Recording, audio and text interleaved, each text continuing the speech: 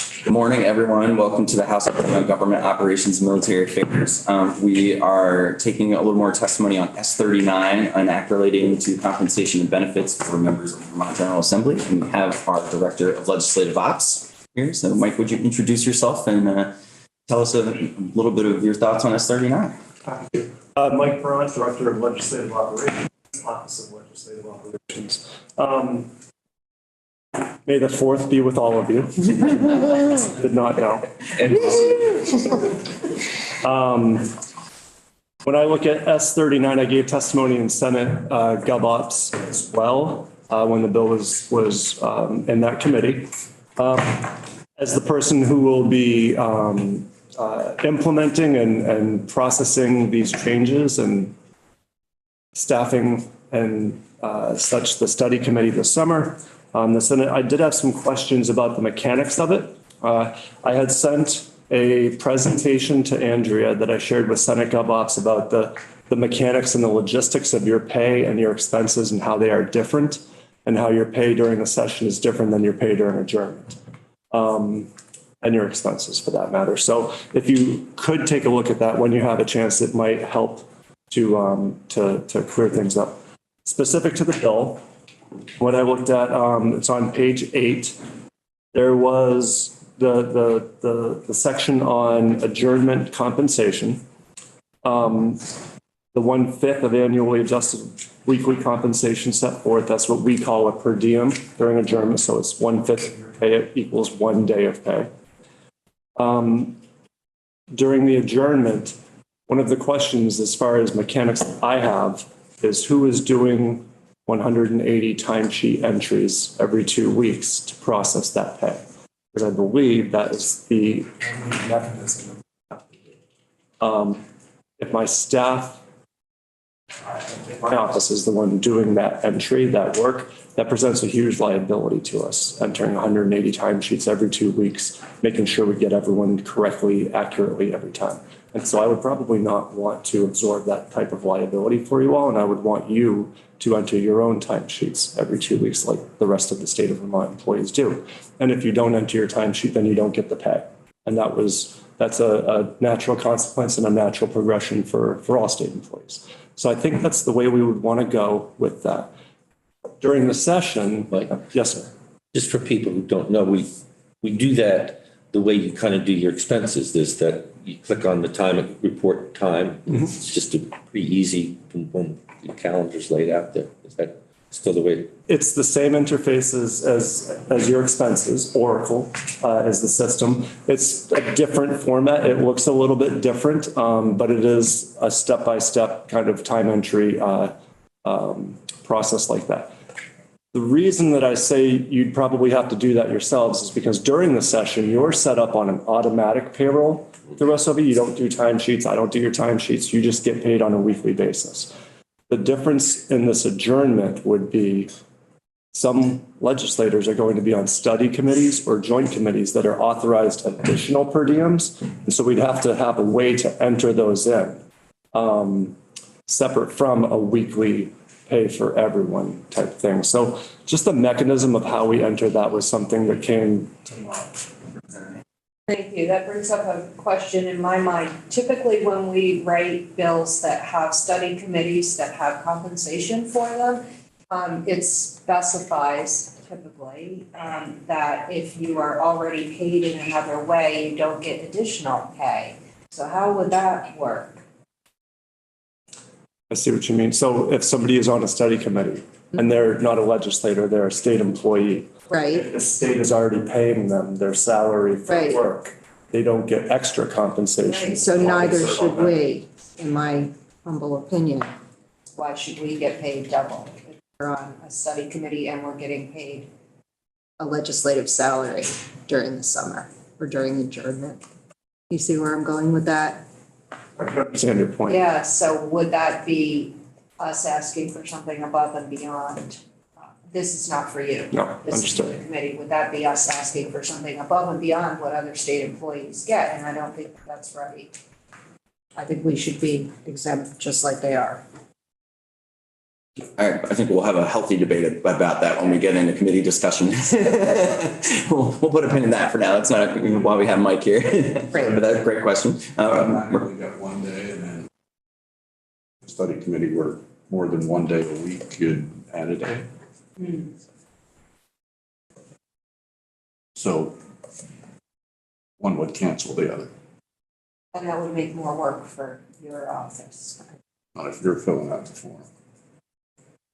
Somebody has to verify it. Isn't that what you're saying, Mike? Okay. The next section that I had some questions or some confusion or some concerns about, further down on page 8, where it talks about meal and lodging allowance. This is the as passed by Senate version.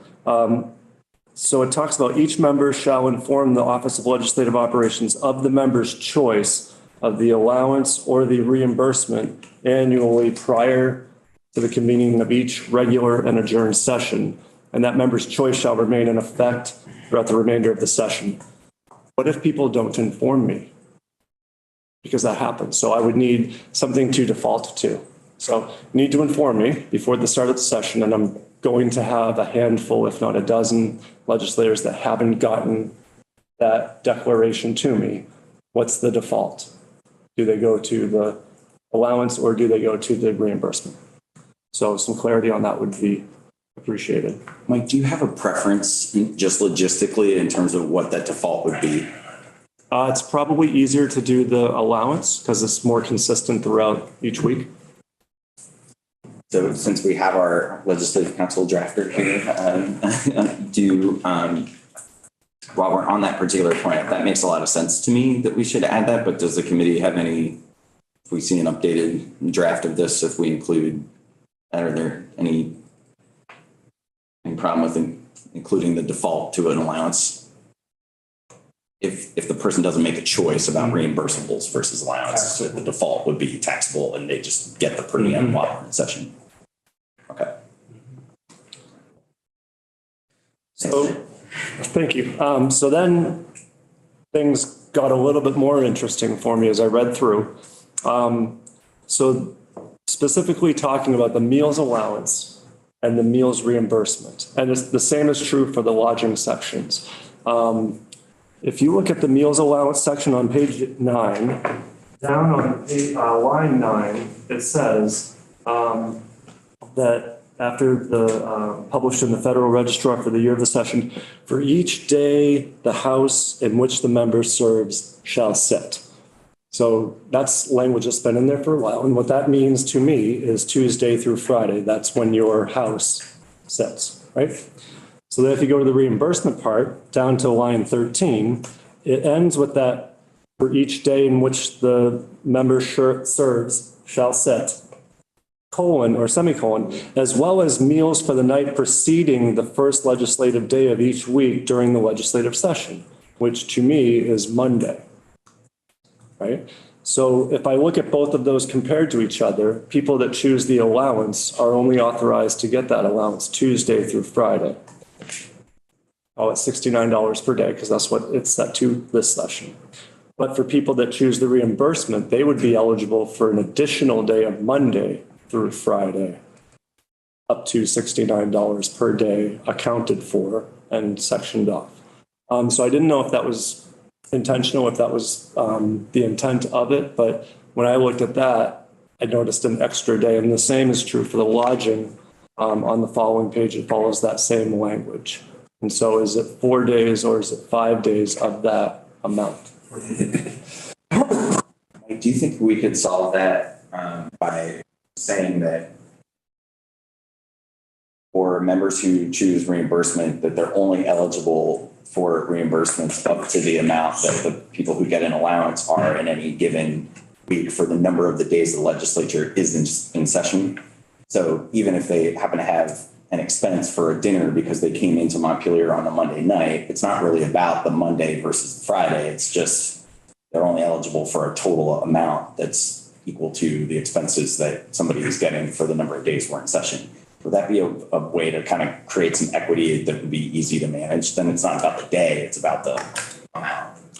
For the week? Yeah. Okay, so if I understand what you're saying, so the allowance would be 4 days, call it $100 to make things easier per day, just the math. So people on the allowance would be eligible for up to $400 per week. And then the people in the reimbursement, whatever they do Mondays through Fridays for their meals, they can't exceed that $400 that the allowance folks got for the week. Is that what you're saying? Yeah, I mean, would that be a relatively clean administrative way to create that parity between the two? I'd have to talk to the vision folks because they can set limits into certain types of expense. So we could say, make sure that this type of expense doesn't exceed this amount or flag it. And so it would flag it for us. So I think we could do that. I think that would work and that would solve that. Because I understand that some people that stay over Monday eat a meal before they stay over and then go throughout the week. So I understand where it's coming from. I just didn't want to create an imbalance, but that would solve that. Representative Henke? My question is administrative. So if someone has to verify all this, I'm going to go back to that. If somebody is on a study committee that only meets 2 days and somebody else is on another one that meets all 4 days, how do you manage all that? How do you envision managing that? It'd be difficult. And so there are 3 of us that do your administrative, payroll, and expense reimbursement management. It's myself, Lindsay Schreier, and Charlene Dindo. And we also do timesheet approval, timesheet processing for about 60 staff of the General Assembly, 4 different offices that we're processing timesheets for as well. So it would be some work, and I'd have to relook at how we structure ourselves. Right now, when we do expense reimbursements, the 3 of us split the 180 of you into thirds. And so we go by the alphabet because everyone's on the same page. So Lindsay has the first 60 of the alphabet, I have the middle, and Charlene has the last. And we're looking at the same people every week in expenses, and so it makes it kind of easy. With this, we might have to shift that so that one of us does everyone that's getting reimbursed, and then the other 2 do everyone that's getting the allowance, or vice versa, so that you're looking at the same thing each week as you're processing them through. Because we want to get those processed so that you can get the reimbursement faster in the system.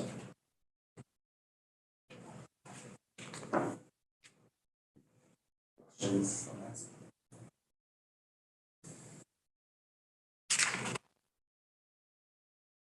you have anything else to recommend us to take a further look into, Mike?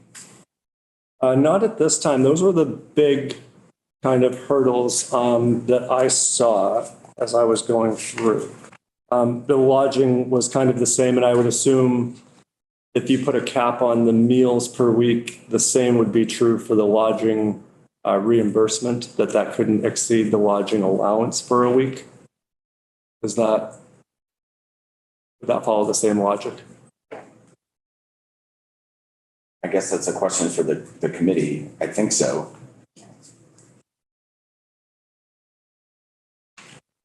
Simple, you need to push on. Yeah, just reading the language in the lodging reimbursement. Like some of us don't stay at the Capitol Plaza or the Montpelier Inn, but like at a place where we pay a monthly rent. So then breaking that down each day, you get run down with this. Yeah, so if you, Yeah, I guess it's just math. if we set a cap, right, on if you're a person who's doing the reimbursement, so you're wanting non-taxable reimbursement for real expenses up to a cap, and you stay at a place that is more expensive, then you would be capped out essentially and only reimbursed up to that cap each week. If you were less, Mike, would it be just that the people would get reimbursed for the exact amount that they were submitting for? But they could also choose, if they just went with the allowance, to just get the per diem for each legislative day, or the lodging allowance for each legislative day. And, there's no keeping track. It's just that would make it taxable. People would have an option to do either. That's what the Senate bill envisions, is just this choice. There are 2 paths, similar to Representative Harrison's bill. And so Yeah, a little bit of math, but it sounds like if it's on the legislator to report it, that's it. If I'm hearing you right, Mike, it's really about the legislator's responsible. The question came up with a legislator last night, actually, about whether it's, you're actually going to be looking at receipts. And my understanding is absolutely not. It's the legislator's responsibility to keep records if they're doing the reimbursement. And that if they're ever audited for tax purposes, they might have to produce those records. But that's really the level of accountability there. It's not that your office is looking through every single receipt for those reimbursements and checking. You're getting an attestation from each legislator who's submitting, right? Yeah, no, we don't have the capacity Right. to review receipts versus the entered amounts. At the end of your vision expense entry session, every Friday, you'll notice that you have to intentionally check a box that attests under the pains and penalties of perjury that the information you've entered is accurate and within the legislative policy, and then submit. You might get into a kind of an autopilot mode about it, but take a look at it this Friday when you do your expenses, because it's a legally binding attestation that we would not need to require receipts because of that. Now, the accounting of how much you spend is going to be tricky if you go that reimbursement route. Say somebody rents an apartment in here in Montpelier, so they have to figure out that daily rental rate if they wanted to get just the reimbursement. But then also if they get groceries and they're making their own lunch at home, how do you account for that in the meals section of your entry, right? And you'd have to enter breakfast, lunch, and dinner for each day and how much about, and then you have to make sure you stay under that allowance cap throughout the week. So there's quite a bit of math that you can review it. You'll see it all right there, but it could take some time. I represent Chase and then I'll go to you. Is your interpretation of this that somebody would choose either reimbursement or allowance for both, or be able to choose one or the other for either? Like, is it all one or all the other, or could somebody do reimbursement for one or an allowance for the second? I guess I was operating under the assumption that people would opt in for both of an, I want the allowance option this session, or I want the reimbursement option this session. But I guess it does leave that open to do, I want the allowance meal and the accountable or the reimbursement lodging.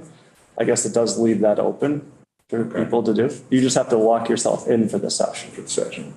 And for the lodging, if somebody did rent an apartment for, say, February, because the numbers are easier, would you interpret that to mean take the rent for the apartment divided by 28, but can,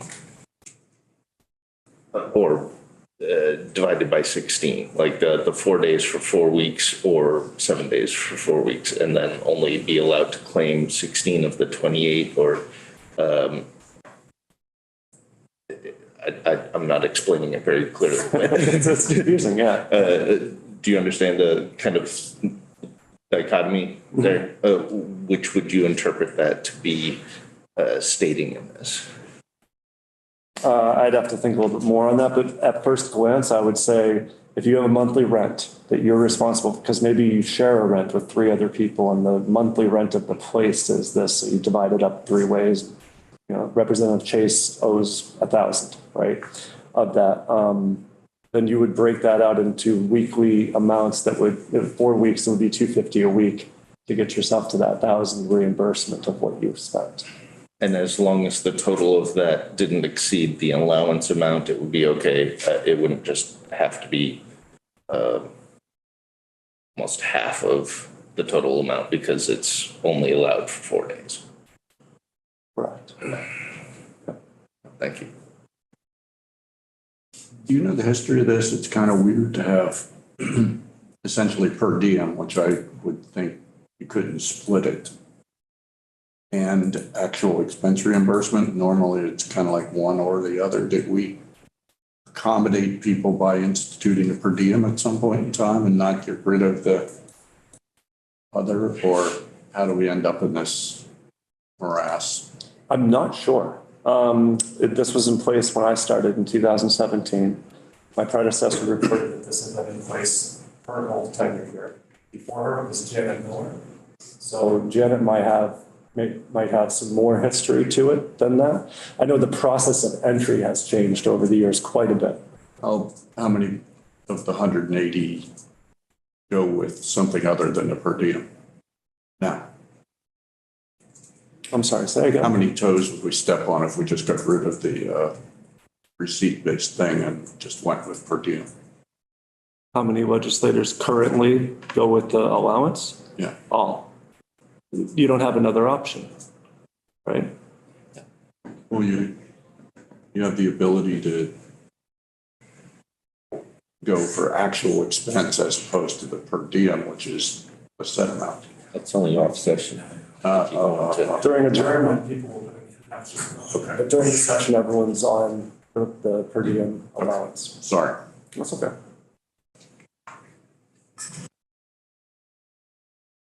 Any other questions for Mike? I think as we consider this, we will definitely be in touch if we have other questions about the logistics. I would really encourage everybody to take a look at the presentation that Mike showed with us. It's on our committee page, because I think it does a good job of explaining kind of where things are today. And we have more questions, we know where to find you. Yes. Thank you so much. I appreciate it. Thanks so much. Bye.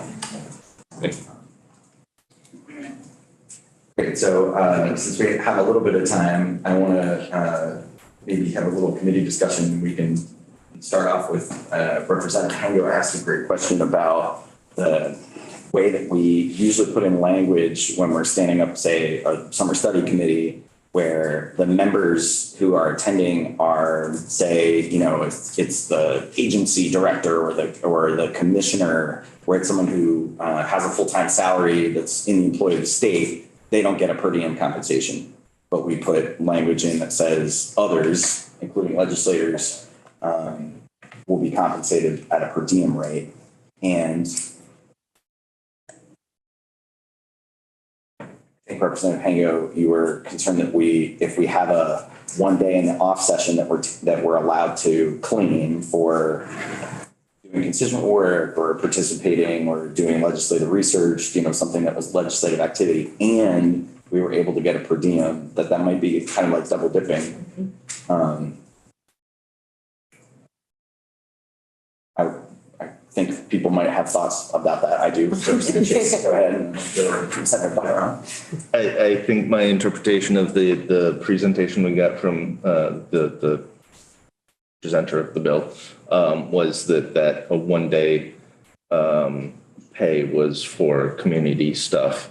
So a study committee would be additional on top of that, you know, a second or third or fourth day. So it wouldn't be double dipping because it's for two separate things. Representative Hango. I understand that viewpoint, but going back to the state employees, I know many people who work their full day at their job and then have evening meetings, and they are not allowed to claim any additional compensation for going to that meeting because it's part of their job, but yet they're giving up those hours in the evening to go to meetings that pertain to their work. So I don't think that's fair to the conversation. Representative Byron and then Representative Hooper. So I think what you're referring to is like a salary exempt or an overtime exempt salaried employee. It's anybody who's named in any of the bills that we've written that say that they I do, but I'm can't. speaking to, yeah, no, I understand what you were saying. But from the structure of like what that is from a payroll standpoint. No, I think just the employee, it doesn't matter whether they're If being they're- paid a if- salary or they're being paid by the hour, If they're paid by the hour, they should be getting paid. but to go to a, Yep, if it's a I don't know. work-related, if it is a work-related Okay. engagement and they're an hourly employee, they need to have the clock Okay. active in the moment. If they're not being paid additionally, they are a salaried employee who is overtime exempt. So what we're discussing here, to like sort of like bifurcate it, is that that component for the legislative work that we're talking about for all of the members all session is for like a specific like bucket of tasks and engagement. Now, if you are assigned on some study committee or one of these other formal roles, I see that as being an additional charge with additional hours applied. Thereby, the additional compensation should be applied. I think you're seeing it as we as legislative members are being paid a daily salary. And if this happens to fall on a different day, we should get a different reimbursement. Or, so that extra money does not tie a specific day. It's not like, Yes, one day so you go do back this. to Yeah. go back to the state employee that is being paid a salary and still goes to 4 meetings on 4 evenings that week and receives nothing additional because that's considered part of their job. Yeah. But they could do 50 hours one week, they could do 30 hours the next. It's all about how they manage within the structure of the Well, I department. don't know if they could do 30 hours. I mean, It's a salary. to be a It's a salary, tax rate. you're typically expected to work a full-time 40 hours a week in any job I've ever been in. Maybe the state operates differently. Yeah, You probably do 40 hours as a lawmaker, no? oh, I'm sure. But it's public service. Representative Hooper and then Representative Waters Evans. I am not clear, Lisa, what you're saying. If a state employee gets paid because they're doing the state's job, no matter what you get release time for stuff, you get a regular hourly rate. If you went into that same committee as an individual, you'd only get $50. That's the per diem that the state gives.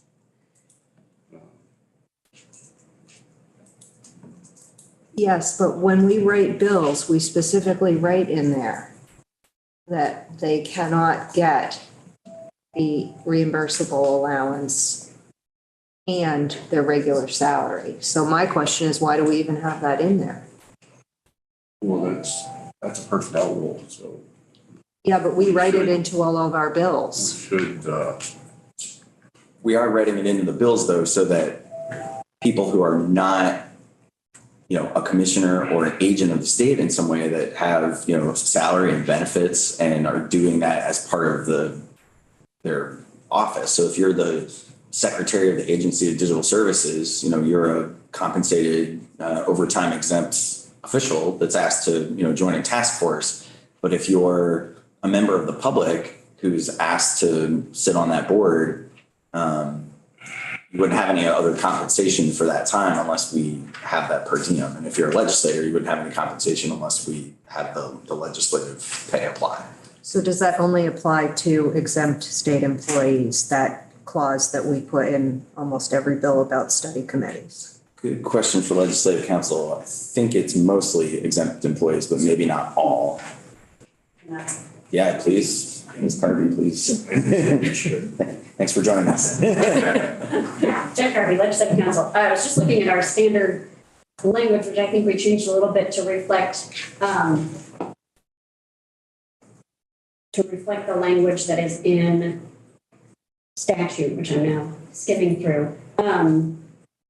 But there is typically, the way we typically structure the language that I think is inherent in 32 VSA 1010, although I want to look back at it, is to say members of a committee who are not otherwise compensated for their participation on that committee are entitled to per diem and reimbursement of expenses. So people who are people who are on the committee in their official state employee or other employee role and are being compensated by their employer for their participation on the board or panel don't get additional compensation just by virtue of being participating. I mean, that's part of the scope of their work. So I see this a bit differently because if you're getting adjournment compensation, that's for your sort of general work as a legislator. You'd be getting a fifth of a day, be getting a fifth of a day's pay each day of the week because you're getting a fifth of a week's pay. So a fifth of 5 days, and then you get a fifth of that for each day. So you're not being necessarily compensated for your participation on a board or commission with that 1/5 of a day's pay. That's kind of being amortized across the week. You'd be getting specific per diem compensation for your appointment to and serving on that off-session study committee. So, so they seem a little bit different than the example of somebody who's a full-time employee who is being paid their full salary daily, as part of the scope of that work, serving on the committee. Representative Chase. And an hourly employee who was on one of these committees would count the hours for that committee work towards their pay, correct? So they would be paid by their regular salary for their regular position, but the hours would just be doing committee work instead of whatever their normal role would be, right? I assume so. I'm just looking for, so the language in the underlying statute for, this is really state officers. So they get $50 per diem for the most part for serving on boards and commissions. And it's except for those members serving ex officio, so serving because of their specific state position or otherwise regularly employed by the state. So it does not necessarily specify salaried versus hourly, but I'd want to look a little more into the details of the existing law to make sure. I know as I said, our standard language had been, it's for people who are not otherwise being compensated for their participation. So I think you could, in that sense, you could certainly make the argument that if it's an hourly employee and they're serving outside of their regular hourly work day, that they would be getting compensated hourly for that participation, although that may be part of their contract, a classified employee contract as well. I don't know if there's specifics in there about how it works if they serve on board outside of regular hours.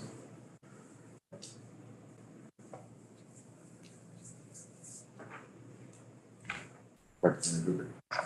No, that was, Yeah. that was an exasperation.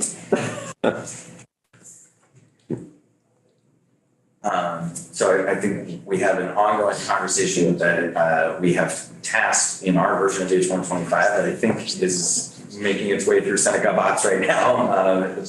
And we'll stay in there, the Government Accountability Summer Study Committee to look at compensation for boards and commissions. So this is definitely a conversation. I think most of our conversation about that has been that we ask a lot of people out in the community and sometimes the same people over and over again who don't have a job with the state to come and advise us on things in a council or a commission, and $50 if they have to drive a long way and spend many hours and sometimes having to do lots of preparation or sometimes even quasi-judicial commissions is a pretty low compensation for that if they're not otherwise employed by the state especially. So this is definitely a live conversation.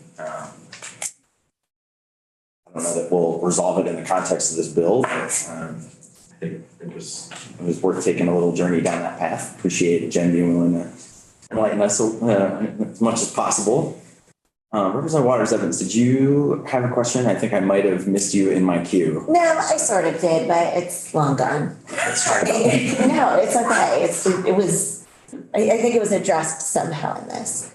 I do have other thoughts on this bill in general, if we're moving on to that, but if we're still talking. Yeah, so we've got a few more minutes. I want to break a little early because I'm singing with some other legislators the devotional this morning and just need to go tune up.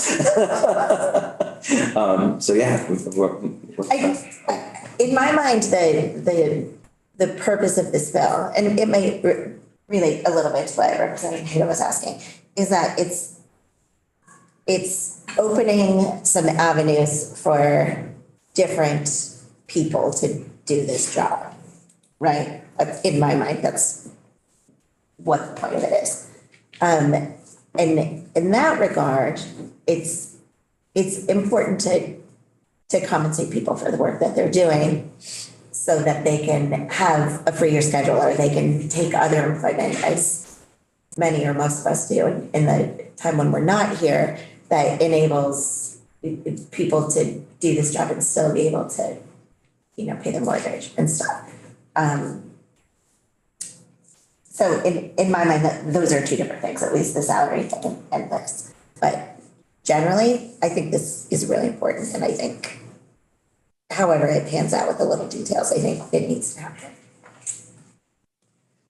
We are slated to pick up our work on this this afternoon with, possible working on a final draft. I know that Representative Hooper wanted us to take a look at the life insurance recommendation. So if Representative Hooper want to work between now and our sort of middle session before the House floor on getting some of the questions we talked about offline around some of the details of how the life insurance policy works for state employees on the table, that would be really helpful for us if we're going to add that to the conversation. Emails are out. Okay, great. Representative Robicki, sorry.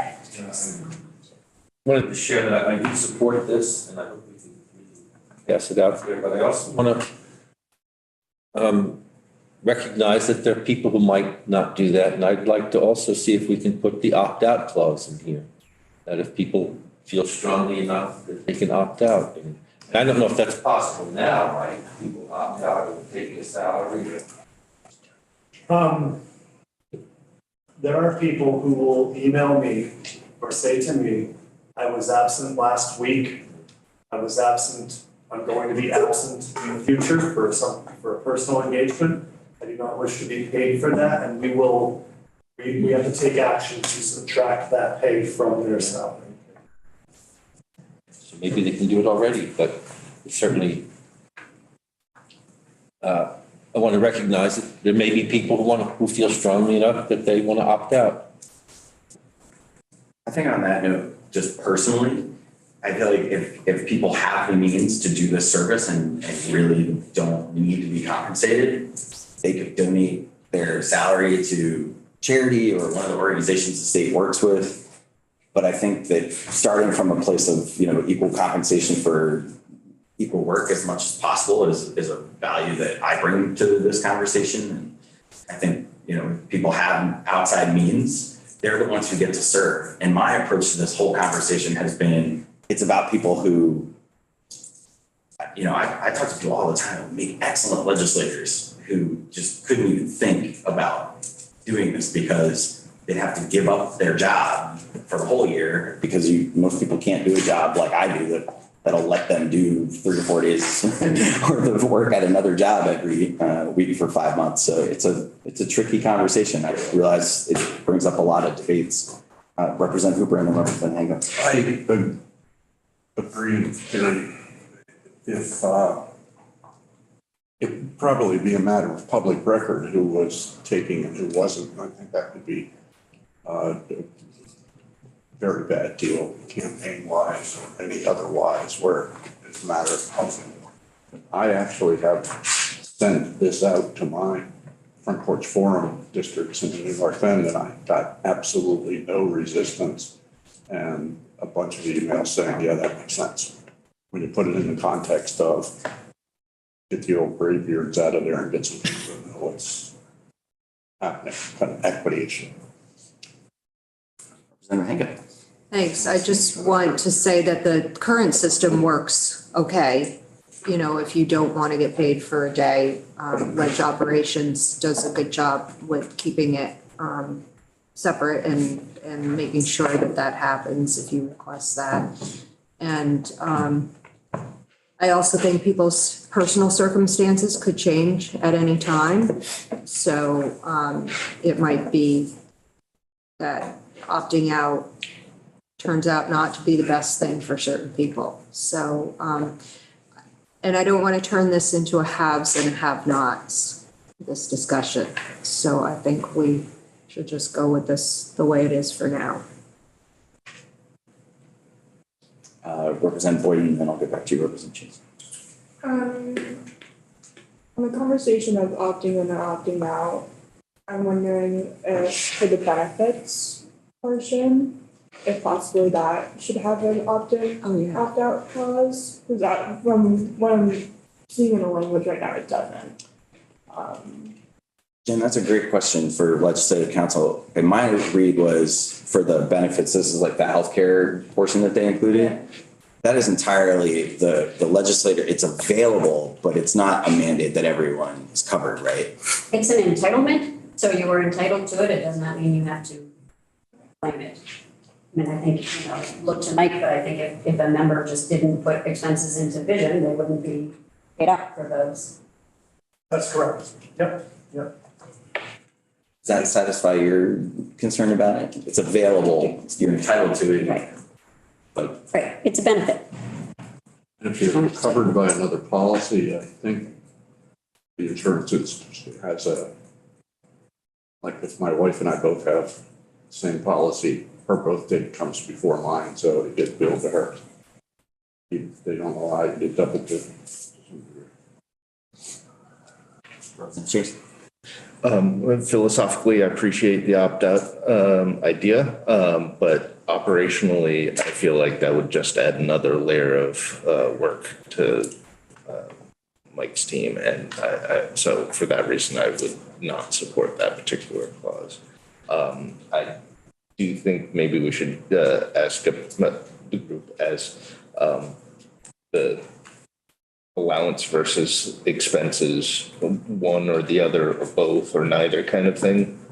Like if it's choose either expenses or allowance, or if they choose either way for both things.